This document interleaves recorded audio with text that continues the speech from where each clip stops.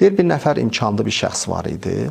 Bir gün öz işçilərini qonaq çağırdı, süfrə açdı, qonaq çağırdı və yemək yedikdən sonra onların qarşısına bir Quran qoydu, bir də bir miqdar pul qoydu.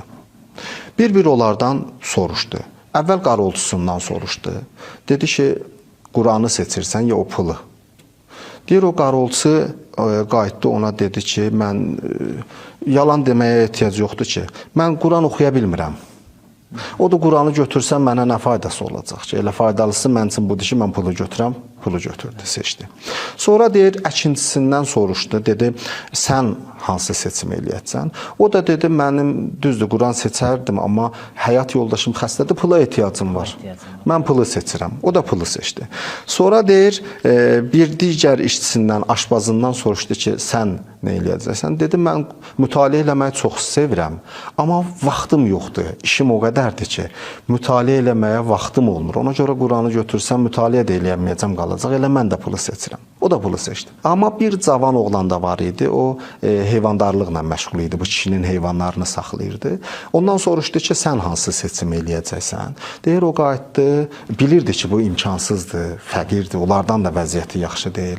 Dedi, özünə ayaqqabı alacaqsan, yanına yemək alacaqsan, bilirəm sən də elə pulu seçəcəksən. O dedi, yox, mən Quranı seçəcəm. Niyə? Səbəbin dedi. Deyir, səbəbi budur ki, baxmayaraq ki, ehtiyacım var. Bu da bilir, onun ehtiyacı var pula.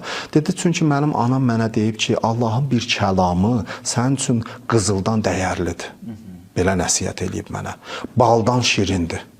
Belə nəsiyyət eləyib.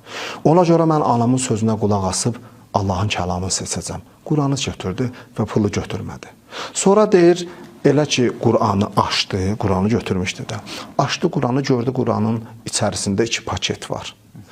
Birini açdı, gördü içində o qarşısına qoyduğu pulun 10 bərabəri pul var.